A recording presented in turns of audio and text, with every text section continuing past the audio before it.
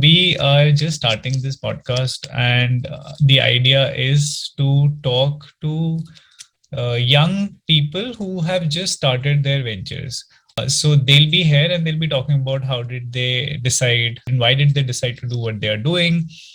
And this will be directed to, this conversation is directed to towards anyone, but specifically for young people who are still in college and who are still figuring out about that their chances of getting into some of these domains that we are interested in. Right. So that is, you've already given me a sense that you are in Gujarat and you are in Gujarat because of work. So simply, let's just start by understanding ki, what do you do? What do I specifically do? I mean, in terms of work, I formed a social enterprise Mhm. called Khedut Samriddhi, and this was formed in February 2019. So it'll be about 3 years since my company has been incorporated. So Khedut Samriddhi specifically, it produces vermicompost right now, and it does so by partnering with farmers here. So we are headquartered in Tapi district, Gujarat, and this is a district of primarily Adivasi farmers. And so our two vermicompost units are located within villages. And I am the co-founder and director, and I co-founded it with Ankur Bhai, who is a local here. So he's also we both, actually it was his idea of doing vermicomposting. I wanted to move away from doing a job in the development sector, but I did not specifically know what to do with my life, and Ankur Bhai was working with me. We were working in the same organization. So I happened to leave my job, and so did he. And then we were figuring out what to do. We worked very well as a team while we were working together. And so we knew that we would want to work together, but how to go about it. And so his idea was vermicomposting, then how to do it, how to go about it. I then approached AUD's Incubation Center and talked to some of my seniors, Nishant, and one of my classmates, Ravinder. So they were doing social entrepreneurship in their own with their own particular ideas they were working. So, and then I thought, okay, this is the route, the path that I could take. I wasn't specifically interested in starting an NGO per se, because I was frankly very disillusioned with my experience there. Usually social entrepreneurship is kind of a middle ground between a general entrepreneurship and social work. But how do you see it? And if you want to describe it, how will you describe what a social entrepreneurship is? While we go about doing work, it leans more towards the enterprise side. But for me, primarily, the idea and my intention of doing this work is because I want to make a social change. So I think the starting point, the intention, the purpose is primarily social. But the way you go about it, the way you execute it, is you need a business acumen for it. I don't have it. I'm cultivating it. I am constantly failing and constantly learning. But I feel that that the business mindset and the mindset of basically to put it very plainly, if you're investing 10 rupees into your venture, you need to at least bring that 10 rupees back, and so that you make the engine of that social enterprise running. You grants is fine. Social enterprises also get grants and funding, but the purpose is that the primary function of the business, that is to provide a service or a product, it has to do it well and do it in a manner that what is invested, at least that amount comes back. so that you can move. And if it's a little more, then there is scope to grow. So I think that mindset, I didn't have it earlier, but now I'm slowly cultivating it and working towards it, and trying to ensure that happens in my business. So let's say a social enterprise generates profit and revenue, and then they're free to do whatever with it, right? Hmm. Okay. So I would like to ask you, what were you doing before you started this? And you did mention ki thoda sa, you were in the development sector and there was some kind of a disillusionment. So I think a lot can come out of that. So why don't you tell us what was happening before you started this? Huh. So I would like to go a little further back, Mhm. like to our MPhil. Okay. So when I did my MPhil, my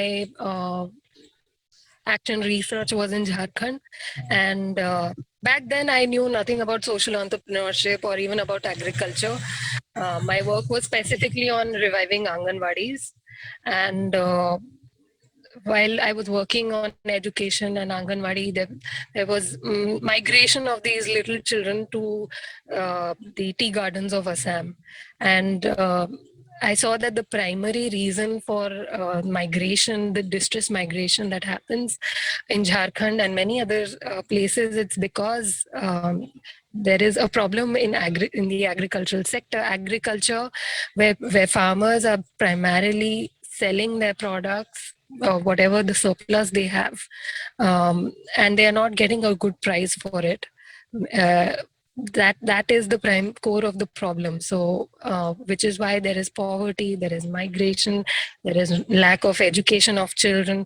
So I realized that there is something that needs to be done in the agricultural sector.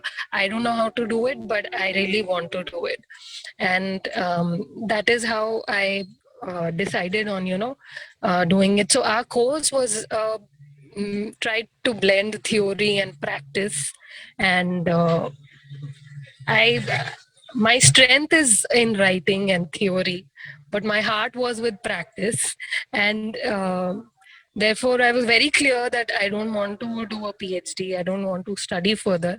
I want to work on the ground. The easiest way for me to do it was to work in the development sector. And so I applied for in a few places, and then I ended up here in Gujarat. So I worked for this organization, and it was interesting. It was completely new. So you're placed in a new place, and you don't know the language, you don't know the context, you don't know the work. You uh, try to do everything from scratch.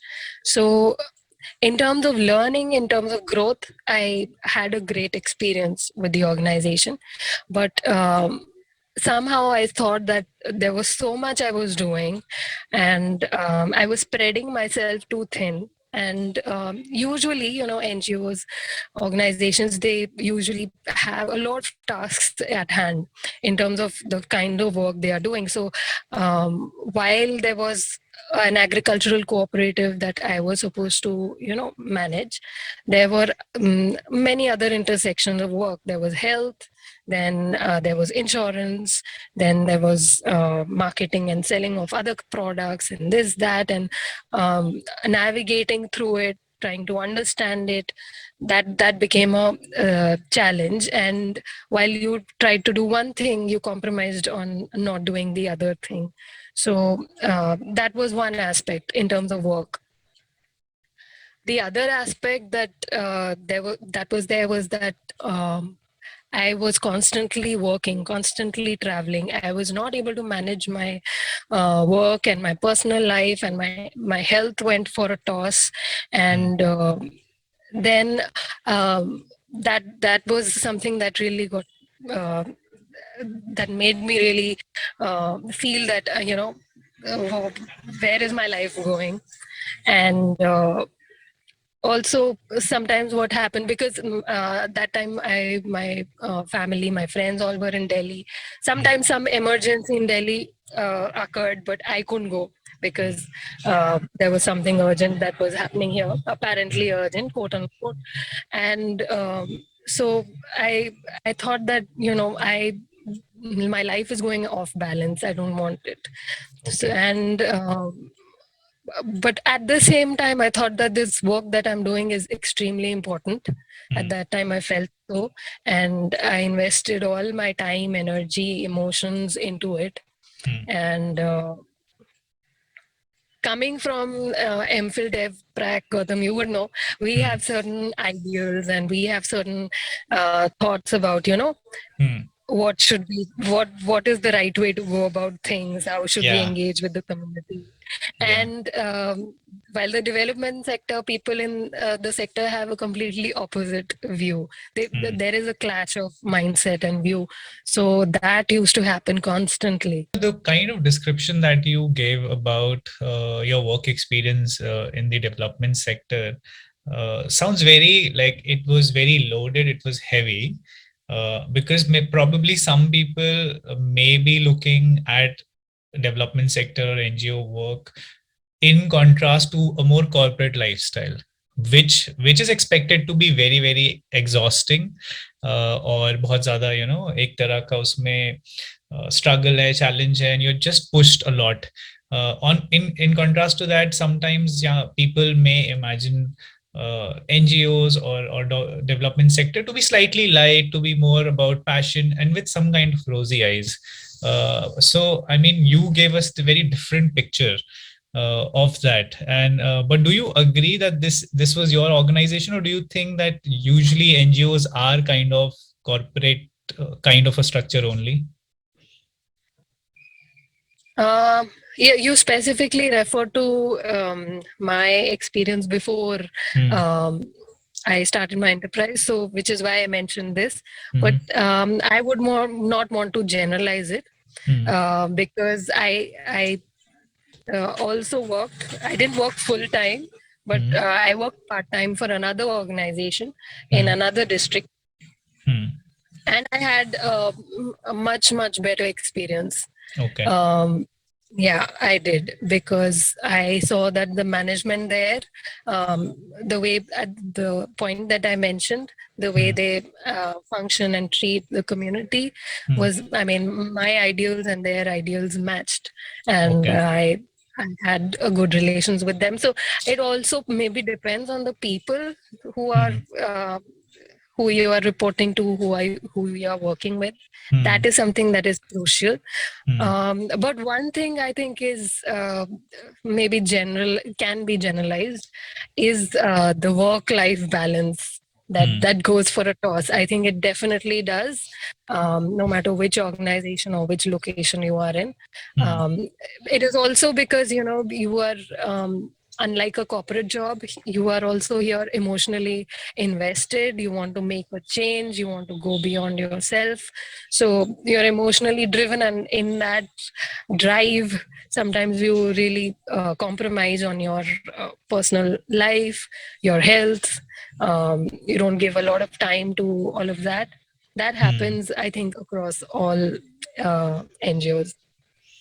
Yeah, because I was also talking to a lot of other people, some of our common friends that were or are in the sector, and they were kind of, yeah, very upset and very like tired and very disillusioned with this kind of atmosphere. But I was not sure if it's any better, because I mean, hum log cities mein, when we see people working for corporates, that's the imagination that we have of them as well. So I mean, is it just that it is the same all across, or is this something specific to the NGO world? But I think it's a good point that you brought up, which is that this additional emotional investment that people may have, and because of which it may feel a little more. Can you tell us what are some of the difficulties or challenges that you're facing in that position? Because I'm sure there are aspects of funding and or managing a team or whatever that you may want to talk a little about. if not like positives or guidelines, but it at least in terms of the challenges or obstacles that you face in particularly in social entrepreneurship? The particular challenge with social entrepreneurship is that, not every social enterprise is geared towards like profits. Um, Profits are necessary, but 5x and 10x growth and profits, that is the at least my business is not does not have the potential to grow 5 or 10 times in a couple of years. So usually those who give funding, especially funding in return for equity, that is something that is expected, that your business will multiply and see that unprecedented growth. So if you can show that promise or picture of growth to your possible investors, then funding will not be a problem. Yeah. But Okay. for me, funding has always been a challenge, and I did get a small seed fund, and I'm not sure if it was the best decision I took. Because what happens is that if you get external funding, then you have to uh, give equity in return. So when you give equity in return, then you lose some of your ownership, and that impacts your freedom, your decision making. Yeah. So that fund equity based funding is a difficult thing to Okay. decide And upon. how's your experience with other kind of incubators in the sense that they get very nosy, or they're just like, how is that? How does that turn out? Because there are a lot of incubators these days. Yeah, there are. My experience has been that, I don't know, basically broadly, in the startup scene, there is a focus on technology, Okay.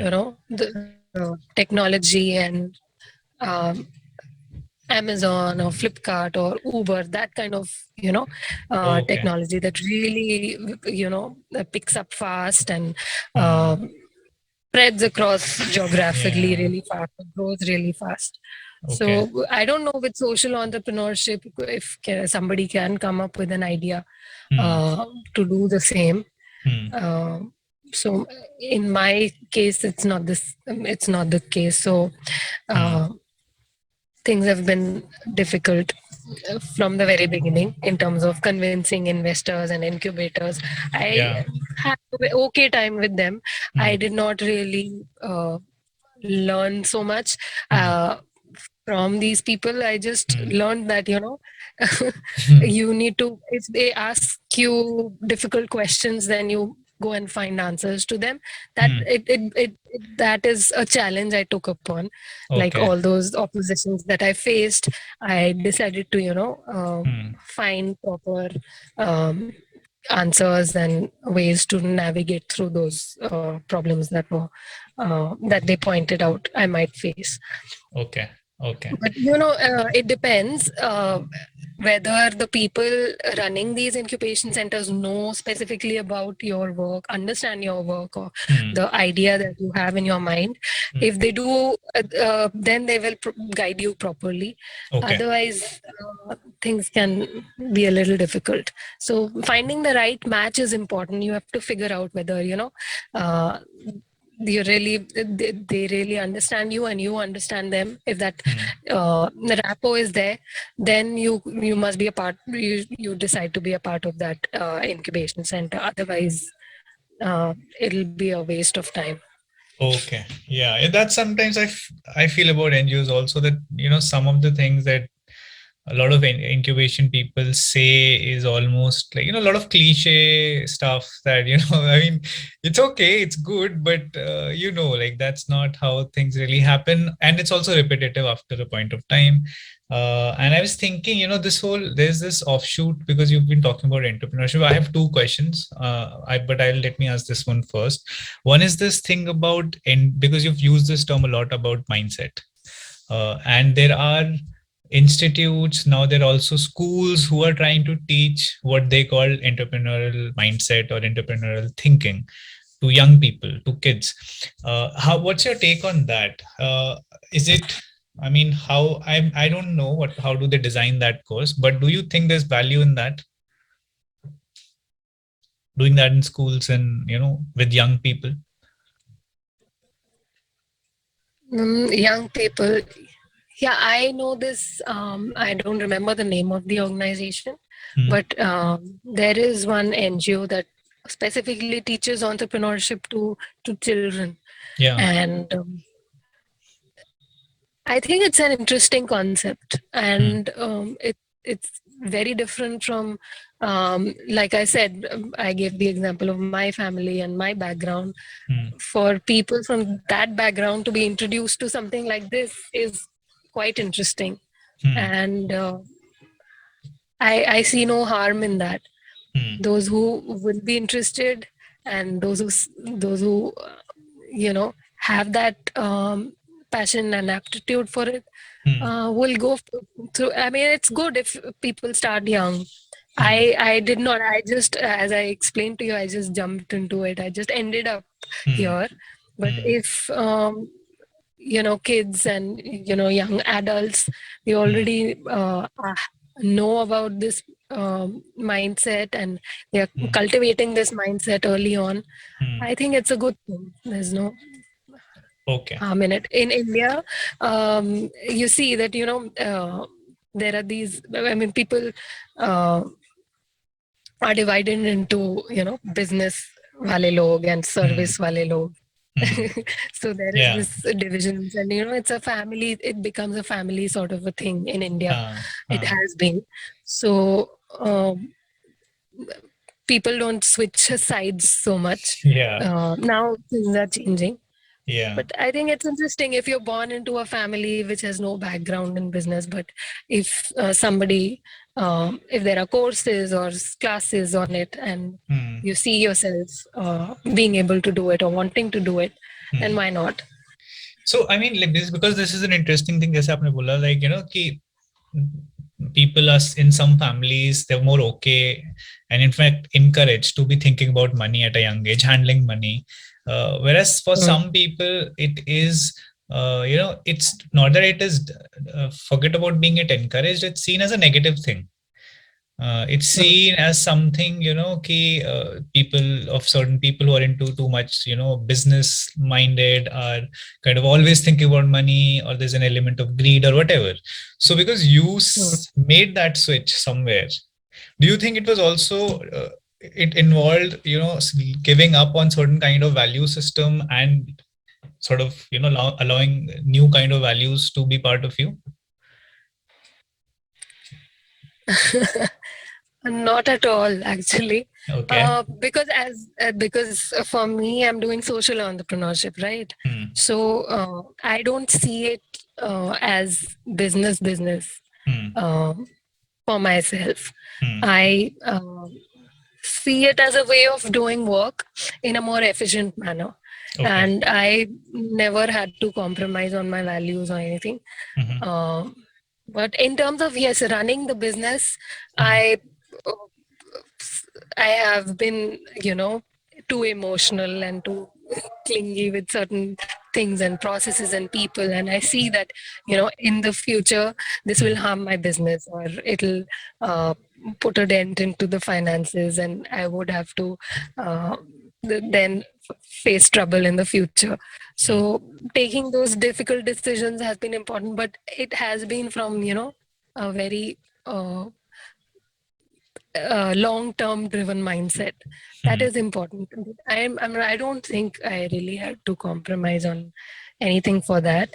In Okay. fact, I when I was working, when I was doing a job, so I worked for 2-3 years in Delhi with Oxford University Press. Hmm. So at that time, I was very reckless with money, Okay. and I didn't have to really think about money. I mean, saving that much or anything. So I would Hmm. spend recklessly on fast food or clothes and this and that. Hmm. And right now, I'm much more conscious about you know Hmm. spending money even for myself. Okay. And since I'm located in a region that is away from the city, so I don't even have access to all of that. So Yeah, I that's a think I've great become way more. to save money. To have Yes. it's a very different lifestyle. Yeah, Hmm. one thing that I'm still not very clear about, and I would like you to clarify it for everyone. Is this thing because it's we talked that how this is something of an hybrid between social work and entrepreneurship, and you've mentioned it a few times in response to some of the questions that sometimes it cannot be. I mean, even your incubators or people who are trying to give you funds expects कि वो grow एक regular entrepreneurship की तरह ही करें, business की तरह करें. But Hmm. उसमें एक social aspect भी है that you want to retain. So I'm thinking about this whole, is it like कि it has to maintain these two opposite instincts within it somehow? How is it, and how do you maintain that balance? Or I mean, this sounds a little difficult for me. So you tell me, how is it to be able to balance these two things? Yeah, it sounds difficult, and your question is also a tough one. Okay. And yeah, and as I said that I'm still learning. I'm still a beginner, and I know that this is very challenging, and Hmm. balancing both of them. Hmm. But I think slowly having the a business mindset is very important for an enterprise. That is something I've come to learn, Hmm. and because after all you're not doing charity, and you're not Hmm. dependent, you don't have external funds coming in to save you if you Hmm. don't do your business well. Hmm. So that mindset is important. Hmm. uh, and I don't know how to answer your question. It is difficult. Maybe I will be able to answer it properly after a No, few I mean, years. I say this because also in my own field as an NGO person, when I go for an incubation, the kind of demands they make is like, first you do these things and then we'll give you money. I mean, I don't have money, that's why I'm not able to do those things. है ना? तो वो Yeah. एक बहुत ही circular सी चीज होती है कि आई Yes. Mean I have I get come to you. you because I'm not able to do those things. But they're like, no, if you're successful, we'll make you more successful. But we can't start from the scratch. So it's that kind of an issue.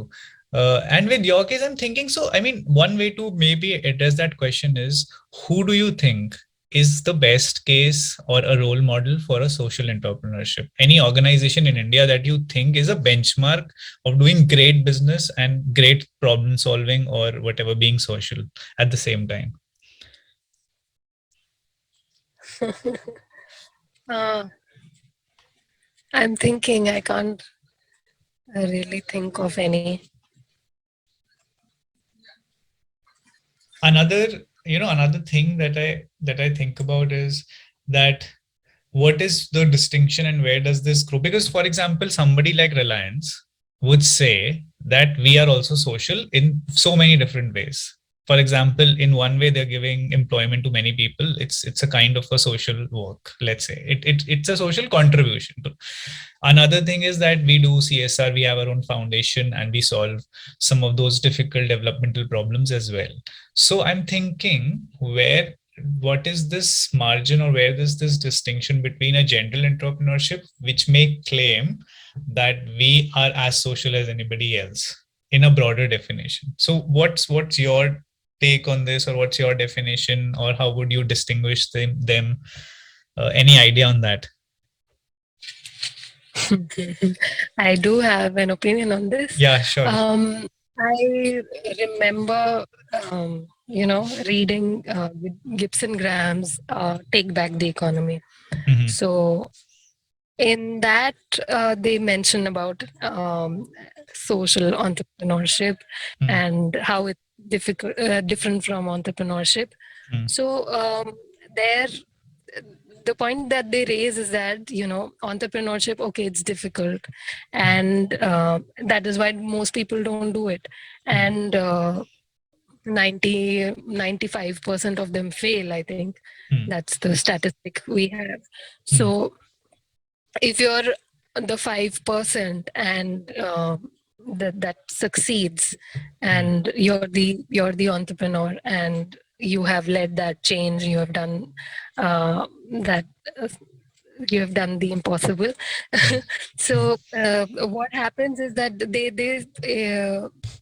specifically say that, from the surplus that has been generated, how much of that surplus is going to the entrepreneur, how much of that surplus is going to run the business or the other people in the team.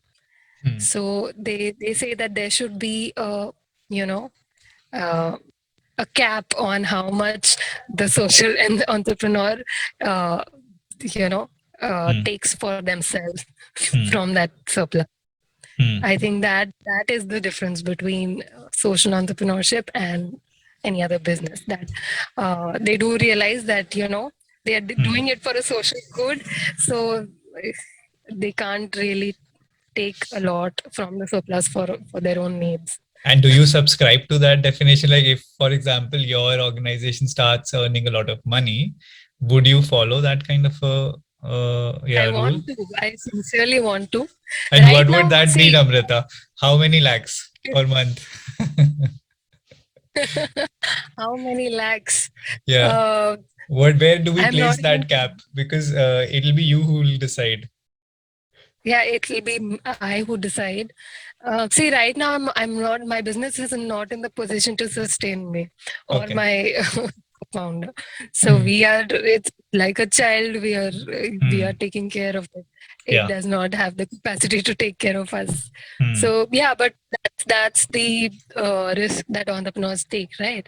Hmm. So for a few years you struggle, and then um, when that struggle is over, when you reap your benefits, then you take all of that you Hmm. think you deserve. So in Yeah. terms of numbers, I don't know. I don't know whether I fall in the 95% bracket or 5%. Once Hmm. I figure that out, then only maybe I can answer that question. Okay, okay. But you brought in a very important point. Something that I'm also facing is like, because whatever we are doing, I mean, you shared that you're not in a position where you can generate revenues for yourself. And a lot of people who are in our field, who are young people who started an NGO or a social entrepreneurship, uh, have to depend on other things as well to generate some kind of a money or lifestyle. And Hmm. it's a constant challenge, and it may take few years, I don't know, more than that. Some of them, as you said, close down or change their field or whatever. So how do you like, and this has been one of our, when I applied for incubations, this has been one of the reasons for denying us money is that you're not doing it full time. Are bhai, how do I do it full time? Like they expect us to do full time also, then only they'll give us money. So anyways, so how do you see that in your own case, this ability to manage this? And then there is also, when you're trying something new, then there's also certain kind of judgment from your own peer circle or perhaps your family or whosoever. You may not care, but there is a little that sense also. How do you manage that? Hmm. So yeah, for me, I'm not very young in the sense. I don't consider myself very young, Okay. even though you said that, this is for young. If I was doing this 10 years back, then Hmm. maybe I would have faced a hell lot of challenges. Hmm. Now, I think since I've started this off a little later in life, I do have certain skills that I have, like editing or writing or, Okay. Yeah. write projects. So that is how I'm a little not that bothered about, how do I manage my own finance. And Hmm. since I have worked for a while, I have savings. Hmm. So keeping that in mind, and yeah, you're right in saying that you do face a lot of opposition from support to chodo. You face opposition from your peers, your family, relatives. But I think if you're really passionate about something and you do it with dedication, then people do eventually understand and support you. So I did get a lot of encouragement, and I am Hmm. getting a lot of encouragement and support from friends, and friends who are in the corporate sector, friends who are in the rut of daily life. So they're like, you're doing something interesting, so let me know where I can help you. Yeah. So this did not happen from the very beginning, but Hmm. it's very, it feels very good. I Yeah. didn't get this kind of support ever in my life earlier, because I Hmm. wasn't doing something different, I guess. Perfect. I think it makes sense because as you said कि अगर हमारे पास कुछ if we have some skills like young or late whenever we can still manage some kind of independent money and stuff like that, so that's one good support. And another thing is that if you're a little old, फिर you care less about what other people are thinking, including your family. वो शायद initially ज़्यादा we may feel that way. But okay. So I would now like you to talk a little about the transition from college to job or workplace, because I'm assuming, I don't know if only you and me will listen to this or other people will listen to it, but in our Yeah. heads there's an audience for this podcast, and that is people who are still in college. And it's a difficult transition. Sometimes it's smooth, sometimes people are clear or whatever, but sometimes it's also a little difficult to make that switch. So how was that for you? And if you have any general comments on that transition. So yeah, college, my graduation and masters was in economics, and I I felt like I wasn't as bright as my classmates, and I did not enjoy what I was studying. Some of it I couldn't relate to, couldn't connect with, couldn't understand. So college, whether it was graduation or masters, I just somehow managed to get over with it. And since my subject was also something that was considered difficult, it not did not leave me much time for doing other things. My home was also located quite far from college, so commuting took most of my time. So in school, at least, I used to participate in extracurricular activities, so that got left out, and I was trying to, study something that sometimes I thought was conflicting with what I thought or felt, and sometimes I thought was too mathematical, and it was something that I didn't have the skills to do it, I felt. So, but it was considered something that was prestigious, important. So Yeah. I stuck through doing that. Hmm. And so after my master's, I wanted to do a job. I thought that I wanted that financial freedom of doing work. I found it really exciting. I wanted to do it. Hmm. But I, since didn't have an aptitude for economics as Hmm. such, there were Hmm. certain subjects that I liked, Hmm. economic history or agricultural economics. They were something I liked, but they were not considered the mainstream Hmm. subjects. So, in the mainstream subjects, I fared not very well. So everybody after their master, they were many of them were very clear as to what they wanted to do, where they wanted to work, how much salary did they want to earn, if they wanted to pursue UPSC or study abroad. Hmm. Everybody had a very clear line of thought as to what they wanted to do, while I did not frankly know Hmm. which path to take, what to do. So after my graduation, one of my friends, took a couple of my friends, they wanted to do MBA, so they went for MBA coaching, Hmm. and I went along with them, even though Hmm. I did not enjoy MBA coaching also. Okay. So masters, somehow I cracked the JNU entrance and I got into it. Hmm. But there also, I did not. Felt that I didn't fit in. That was But masters I in would what subject? In economics.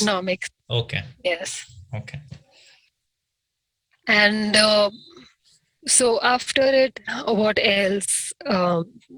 So I got this opportunity to work in Oxford University Press. Hmm. So I joined as a trainee. Then I became an assistant editor, Hmm. and so OUP usually has people mostly from English literature Yeah. or history and so on. And I actually connected with these people more. So it was Hmm. a very comfortable, nice space for me to be, and a very good change. Hmm. Okay. and uh, and finally, I found myself doing something that I can do and I'm good at, Hmm. and so that was a good time, and I was earning money. Hmm. So that gives a sense of freedom and Hmm. happiness. Hmm. So I did, and I had a good set of friends, and life in work, outside of work was nice. Uh, but slowly, then I realized that I am good at what I'm doing, and but it's not really something I want to do for the rest of my life. Hmm. Like basically, editing is looking into text, and I was looking into academic text. And Hmm. since I had studied economics, so I was in the economics list. So all of Okay. those books that I was editing and uh, managing, I personally would never want to read them. So Okay. Okay. Yeah. and more than that, the 9 to 5 is what got to me, Hmm. sitting in front of a laptop all day long. Hmm. uh, I thought that my eyes were getting weaker, my body is getting not getting as much of exercise as it should. Hmm. And of course, a 9 to 5 job, it sucks time out of your life. So Yeah. weekends I have, but weekdays I have to go. So I Hmm. went to work sometimes when I was not feeling well, when I didn't want to work. So Hmm. I myself through it. So slowly, I thought I didn't want to do it, and then I explored for other options. I thought I want to study, but um, not economics, of course. Hmm. So then dev prac is something I came to know about, and I thought it was really interesting. Hmm. Um, like from sitting inside an office to going into the field to some village to some Hmm. place and doing it just sounded so romantic and interesting that I thought, let me apply, let me see. And We all that's fell how for I the did same thing, na? The same romantic trap. it. We did, Yeah. right? Yeah. Okay. Mm. Yeah. So Yeah, you. so Hmm. the I. transition from studies, Hmm. I mean, I think for if I want to generalize it, if you enjoy what you're studying, I think it can be a meaningful, constructive, and growth driven time phase for you. But in terms of if you're not doing something what you want to do, you're interested in, you're good at, then um, studies, the whole phase can get difficult. Hmm. Uh, and working gives a sense of freedom in the sense that you're earning money. Hmm. It teaches you to do things with a certain discipline, ensure timeline, and all of that. In colleges, it's still a little casual, so Hmm. um, understanding systems, following them, Hmm. respecting deadlines, all of that. I mean, if that work is meaningful to you, then it can be actually quite enjoyable Hmm. and a So, good phase. from the point of view of, let's say, where you are in terms of your profession, in terms of what you're doing, if somebody is in college and wants to eventually enter to something like social entrepreneurship, what are some of the skills that you've identified that can come in really handy, which people in college should start working on? If you want to recommend something. Okay, the skills that we need to have. Uh, One Yeah. of them is um, open-mindedness, Hmm. because in the social sector, you will be a lot of different kinds of work will be thrown at you, and you have to do it. Hmm. So be open to learning, be open to change. Hmm. That is an essential skill to have. Hmm. Um,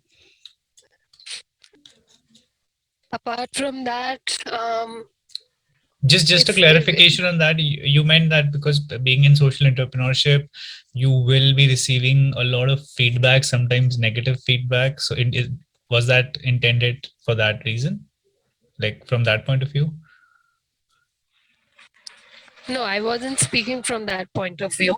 Okay. Um, I was so basically, in terms of for firstly understanding the language, the context, Hmm. then the work that has been going on for a while now. So Okay. understanding. So in that sense, a lot of different kinds of work and things will be happening around you. So Hmm. getting a grasp on it can be Okay. difficult, but you need to, stick to that. And the point you mentioned, and a lot of negative feedback. Hmm. Yes, you do receive a lot of negative feedback. So basically, social sector does not have, um, a specific kind of. Uh, it's not as specific in terms of like when I compare it with Oxford University Press. What I was supposed to do was very clear to me. It Hmm. was, more or less very standard and, um, you know, uh, understood commonly. Hmm. But here it's not very clear as in what you're supposed to do, how Hmm. much you're supposed to do. Hmm. So Yeah. um, yeah, it can be very vague in that sense. Okay. Okay. And possibly this is something जो time के साथ ही they'll learn, because I don't know how can somebody develop something like this as a skill beforehand while they are in college. It'll be a little difficult. Yeah, can't really. I will just say open-mindedness Okay. is how you develop that skill, but that should be there. Okay.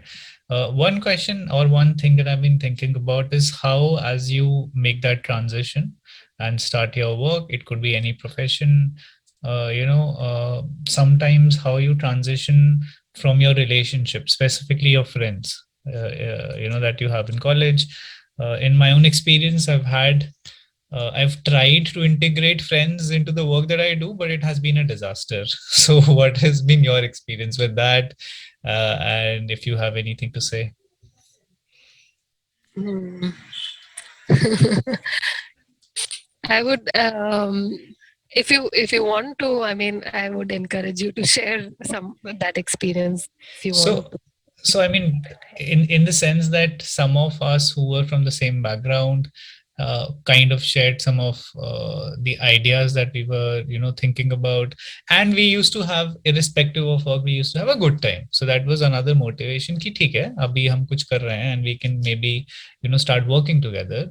But after or over a period of time, if there is always this difference in terms of one opinion, but also intensity of work and how people look at it, then there could be certain misunderstandings about कि पहले जो there's a culture in friendship which is kind of equal, but sometimes when work starts happening, there are certain dynamics जो change हो जाते हैं.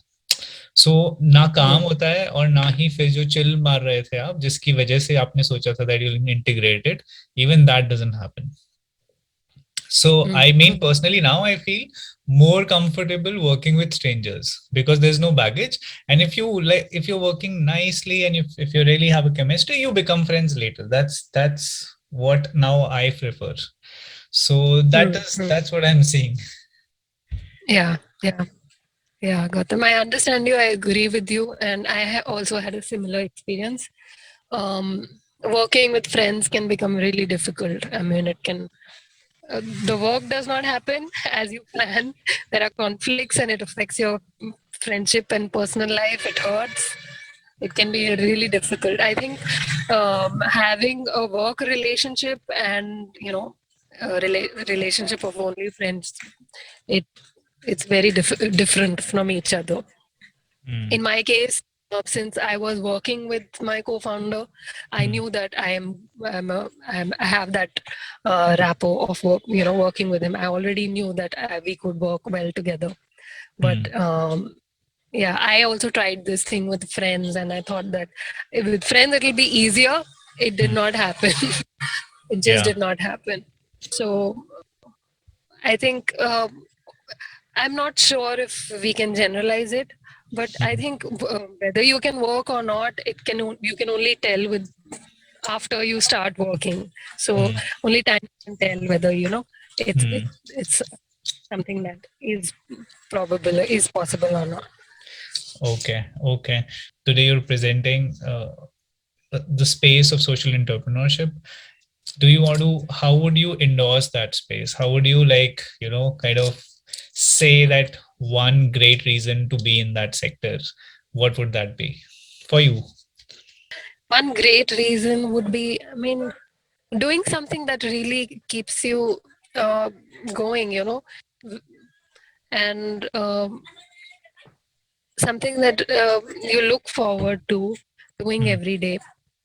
mm, Like till now, as I mentioned that while I was studying and during my first job and this that, uh, after a point feel saturated, or you feel that you're not doing the right thing, or you need to be elsewhere. mm, Right now, I'm in a space where I'm like, this is what I want to do, and I mm, want to do it every day. And I'm willing to dedicate my time, energy, creativity into doing this and doing this better. mm, And I think that's one very big reason to do it. Every day is a new day, and you mm, learn, you grow, you feel yourself learning and growing, and building that entrepreneurial mindset within yourself, a positive mindset. Um, I think, yeah, personally, professionally, it just mm. feels very fulfilling. So I think that's a very big reason to do it.